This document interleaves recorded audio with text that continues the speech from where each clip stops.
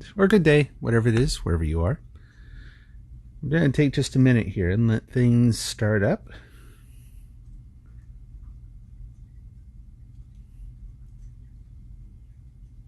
I'm going to post the stream on Twitter as well.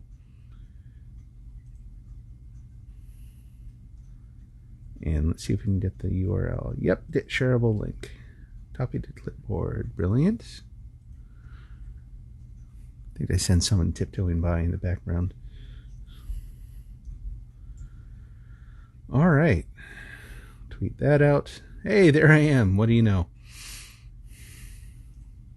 It's like it's real time or something. All right, we got the chat window going. All right, book middles, The Monsters of Templeton, 2/3 of the way through the book. How are things going? I said it before, nothing really has changed. In fact, it's probably gotten worse. This is nowhere near my favorite book. Never mind favorite book. This is nowhere near a book I like. So why am I still reading it? Sense of vengeance? I don't know. Like, I really don't know what else is compelling me to finish this thing. But we'll talk about why. So first of all, let's kind of go over the basics a little bit. So the writing style. How is the writing style itself doing? I think more poorly. The book takes on a pretty substantial challenge in that it tries to write from a lot of different perspectives. We jump back and forth in time. The actual jumping back and forth in time isn't all that problematic to me. But I'm biased. I like that in stories, and I'm probably going to do that a fair amount in my own. What it doesn't do is jump back to the same point in time. Like every time it jumps around, we get someone else's perspective. And so it's very difficult to stick with someone long enough to actually build up any sort of affinity with them.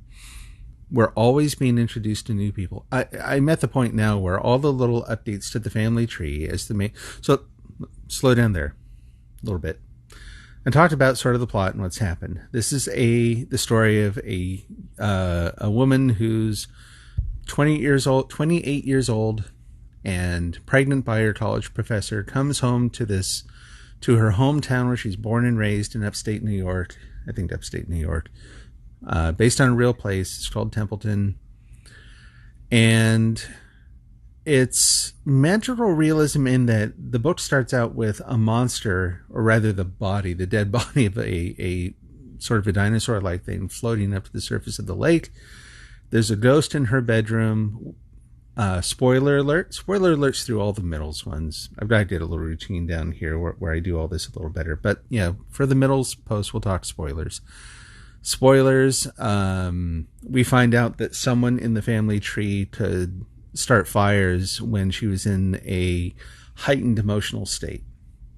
None of that bothers me. That's, again, I don't mind that. I like, when that's well done, I like it in a story, and it's okay here. It's a little random. So the main character comes home to Templeton and finds out that the story her mother had told her about her father, that her father was one of any of three men that she was, involved with in San Francisco during her hippie days.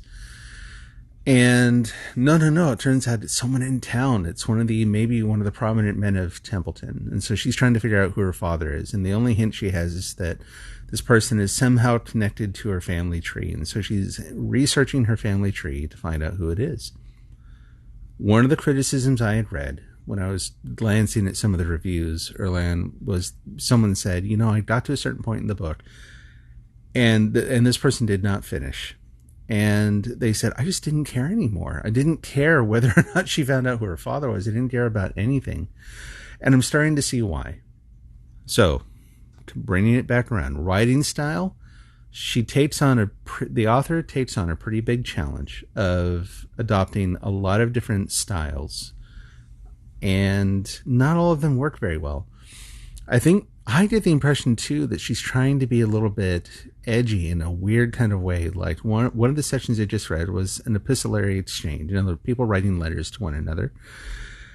And it's written in this period voice where it is like, oh, so Lord so-and-so came and, our hands touched, and isn't it? So like, that's one side of the conversation. And the other side, the person is writing back, adopting that voice, but then we also get to see what's going on behind the scenes in their life. And it's really raunchy and, I don't know what else to call it. Yeah, it's raunchy. Like, you're getting these, like, it's nothing like the style it's nothing like the front that's being put up otherwise. As my cat ruins the blinds and falls off the windowsill. Okay. Anyway, he's fine. He really did wreck the blinds, though. Would you mind? Sure. Thank you. Anyway.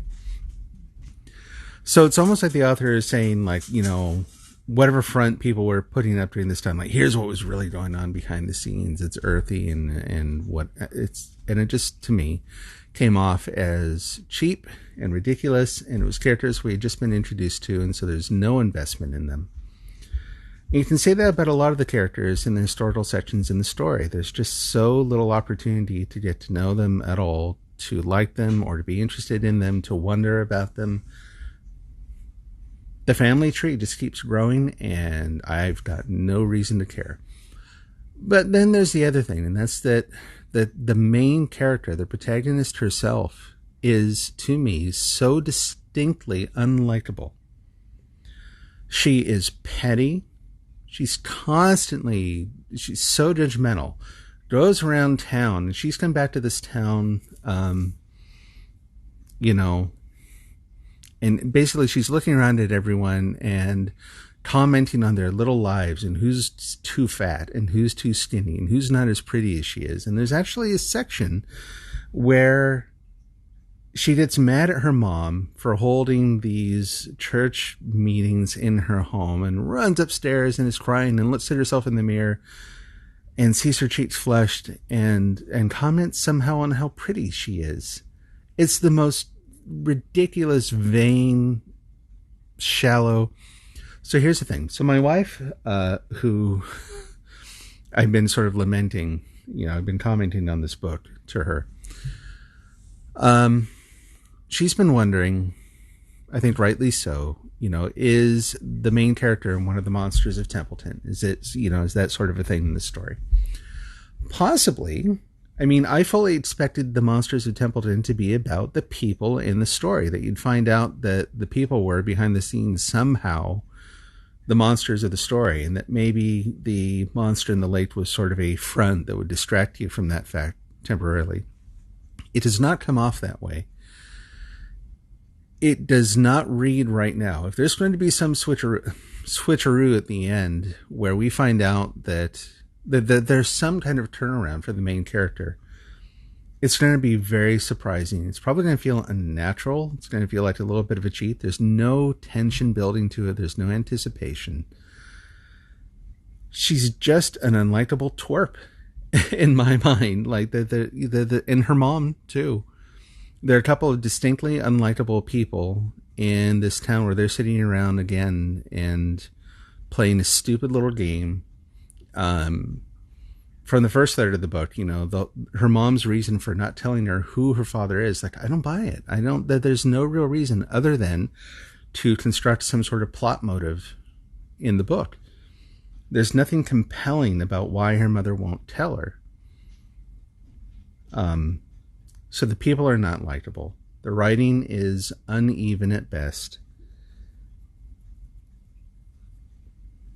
There's just not a lot to go on here. So why am I still reading?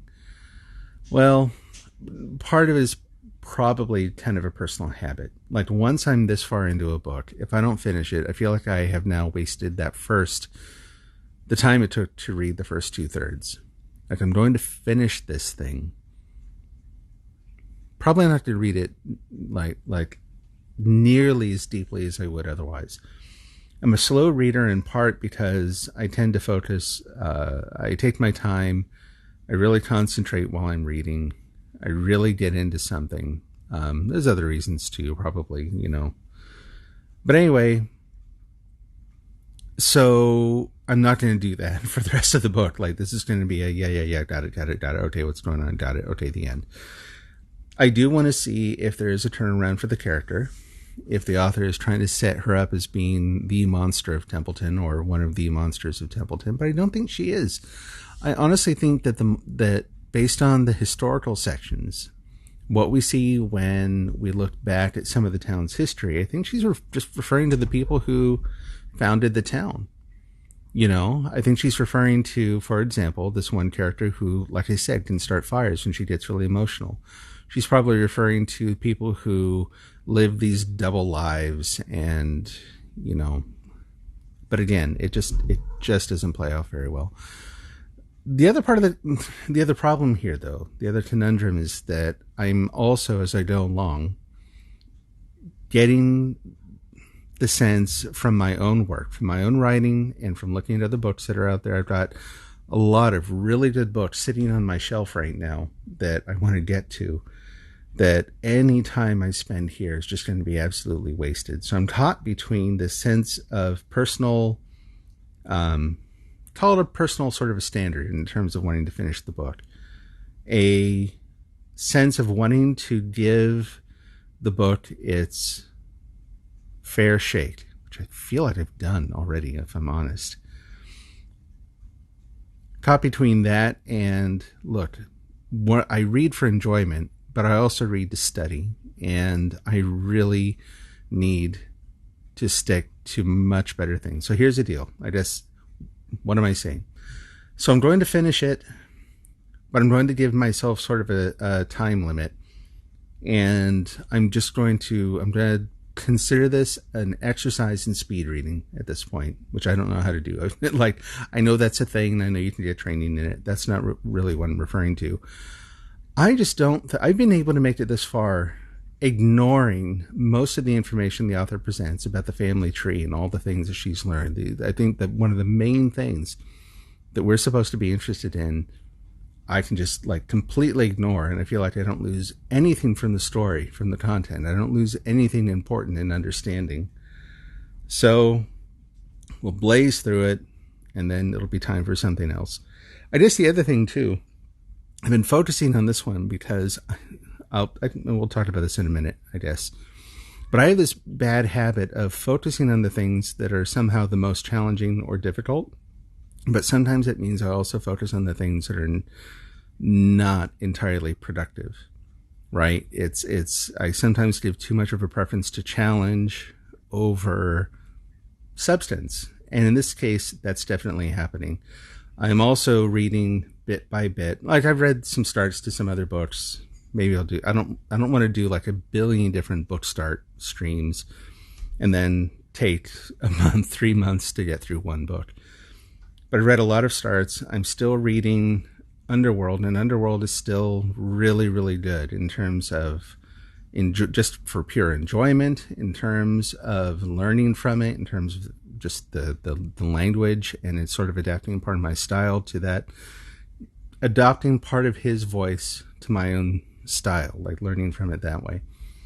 So yeah, I think there's a lot of reasons to just not spend a lot more time in this book. Got 120 more pages. We'll see what we can do. See if we can get through it very quickly. Let's see. Anything else to talk about with this one? Let me kind of take a look around here. Again, since I'm kind of making this up as I go, I've had a set of questions I thought I might go through to see, kind of start working towards a standard format for the content. We've talked about characters. We've talked about the prose itself is uneven, shaky, not very enjoyable, kind of blunt. What's a good word? Pedestrian. That sounds very hoity-toity, but I think it applies here. I really think it does. It's just not very good. It's not very enjoyable at all. It doesn't have a good sense of sound, tone, rhythm. It's not very creative. This will not be a well-reviewed book on my Goodreads. So I think that's probably enough. I mean, I've already kind of, it's not. I don't like focusing so much on the negative, and I feel like pretty much everything I have to say about this is negative. So maybe that's a good challenge. Is there anything I can say about this that's positive? I can see some of the potential in the story. I can see what maybe could have worked well had it been handled a little differently. Jumping back and forth in time, I don't think is a problem. Jumping back and forth in time to a billion different characters, much, much more of a problem. And that I will take as a lesson for my own work. I had been planning to have 2 time periods where there's the main protagonist in the nearer time period, the one nearer to present day, and one where we kind of jump back. And I had thought, it might be kind of fun to have these little vignettes of different people who are affected by key events and key mechanisms in the story, and we get to see different angles on it. And now I'm looking at this and going, like, stick to it, at most. If I'm going to do this at all, if I'm going to do that sort of a time shift thing, stick to the same characters in each frame and keep going back to them, Give the audience a chance to get to know them, to become interested or somehow invested in them. They don't have to like them, but you should be invested in them somehow. And that's another problem with this, is that there's no basis for investment. There's nothing. They're not complex. They're not intriguing. They're not fundamentally likable. They're basically very selfish, judgmental, immature people doing a crap job of living their lives and looking around at everyone else and judging them all at the same time. But anyway, I keep going there. I just keep going there. So anyway, so there's something to be learned there. I think if there is one sort of element of this that I think could have been really, really interesting, and that is that we find out that the town at one point basically burned down. And then, spoiler alert again, we find out that this woman in her family tree is responsible for that because of a betrayal between her and this person, this friend of hers that she had been exchanging letters with, where this betrayal led to her becoming somehow enraged. And we don't actually see it happen. It's all just letters back and forth. But I think that works.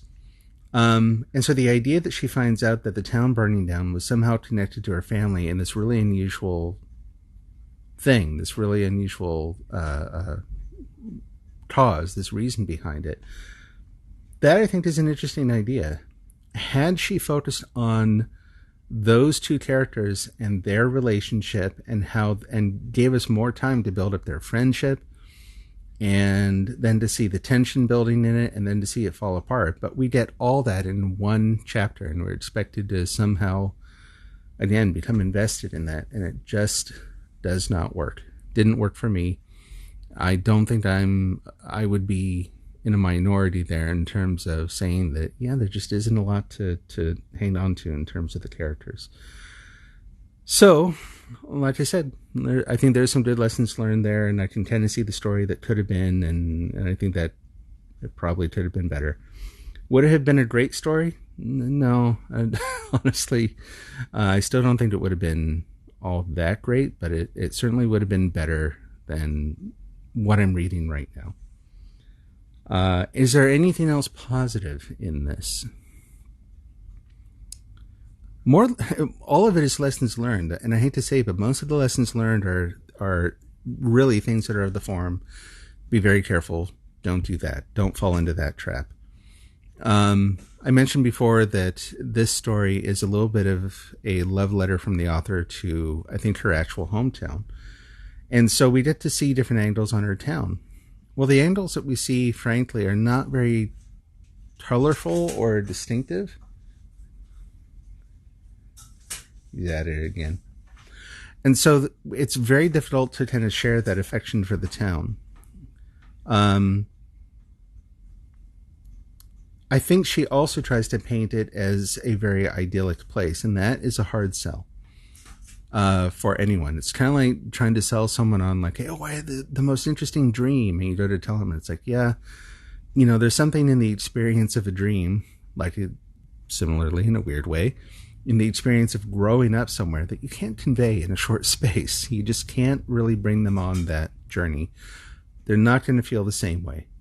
So if I want to involve the place I grew up, fine, go ahead and do it. You need a setting for your story, but don't go into it assuming that people are going to fall in love with this place.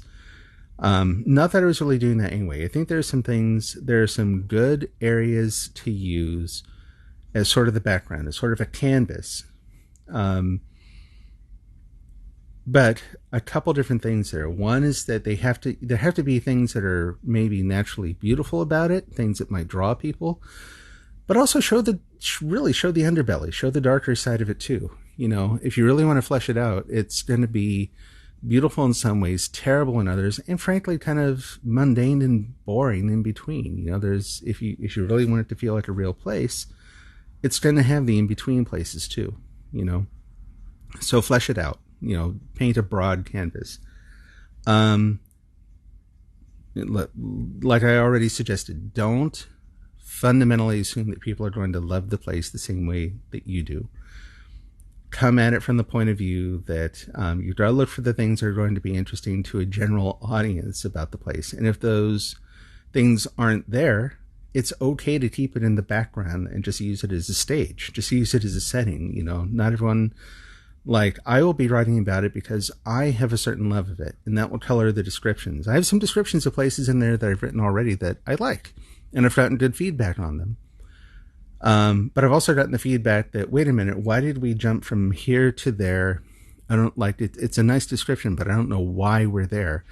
And I could look at that and think, part of that was probably me going, oh, this one place is really cool, and I want the character to go there because I kind of want to introduce you to it. And yes, it fits into the story, but it did not fit into the story right there. You know, so I think if you're too much in love with a place or anything that you're borrowing from your own direct experience in a story, you run the risk of assuming that everyone else is going to love it too, and you can't do that. You have to put some distance between yourself and that thing and make sure that you're treating it objectively, and then use it for all it's worth. Like I said, paint the full picture, you know, the good parts and the bad, so that first of all, there's opportunity for people to fall in love with different parts of it, but also so that it's more important that they get a sense that it's something substantial, if not real, then at least something that suits what you're doing. And that's the other thing too. Don't just use it to use it. That's the other thing about this place, is it does feel a little bit like, in the same way that Ready Player One is really a narrative version, to me, it's a narrative version of a love letter to the 80s. This is, which a lot of people will be able to associate with. This is a narrative version of a love letter to this one little town that is the supposed home of baseball and a famous writer, the author of The Last of the Mohicans, and a few other things that there isn't a lot of common people to get behind Ready Player One. You hear this a lot. I've heard from a lot of people who read the book and were like, oh my gosh, it was so great, and they loved it. And then they tried to read it again and they're like, this is terrible. Why did I like this at all? Well, the nostalgia is done at this point.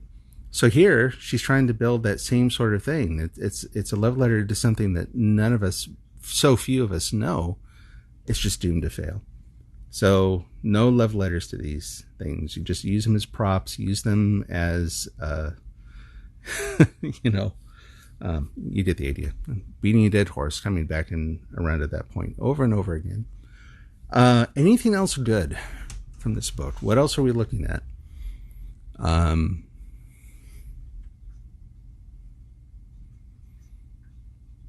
Yeah, honestly, I don't know.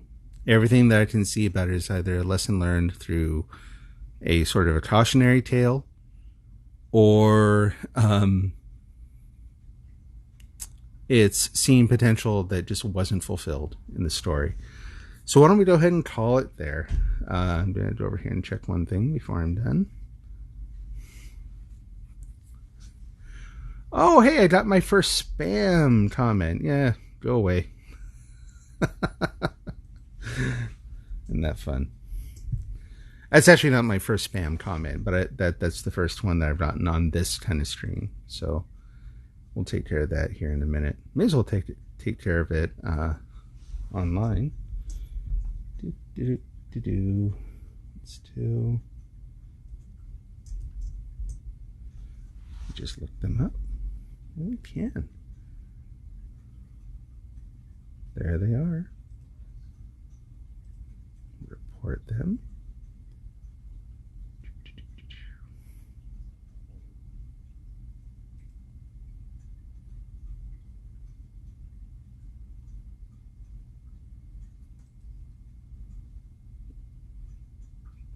Sorry, I'll be with you in just a moment. There we go.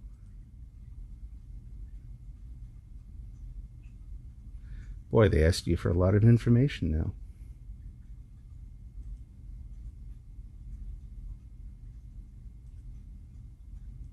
We'll just say that. No. They're spamming the end. Submit report. Yeah. All right. There. It's momentous. Here's the thing. I wasn't sure I'd actually be able to do that once the stream was done, if I'd be able to find them again. So sorry for the interruption, but there you go. All right. Well, on that note, hey, thanks, person I just blocked, for watching. I appreciate that. Yeah. We're going to read the rest very quickly. We'll see about what's next. I don't know. I mean, I obviously want to read something I enjoy. The problem I have right now is that there are a couple different books I have. Again, so I typically read one ebook and one physical book at a time. In terms of physical books that I have to read, I've got Clara and the Sun, which just came out not too long ago, and I've read a little bit of, and so far I really like, and I love the topic. There's a lot to potentially enjoy there. There is the Wind Up Bird Chronicle, which will be my first full Murakami book. I've read some excerpts and that kind of thing, but I've not read a whole novel yet, so I'm looking forward to that. And there's some things I want to study there in terms of the prose. And a couple others in that list. Those are the two that stand out the most next, I think. So it'll probably be one of those. So that's it for tonight. Thank you for watching. I hope you have a great day, a great evening, whatever, wherever you are. And we'll see you again soon. I am working on refurbishing some typewriters, so we'll be doing some more typing the ASMR streams as well. So something to look forward to. God bless. Take care. We'll see you again soon. Bye-bye.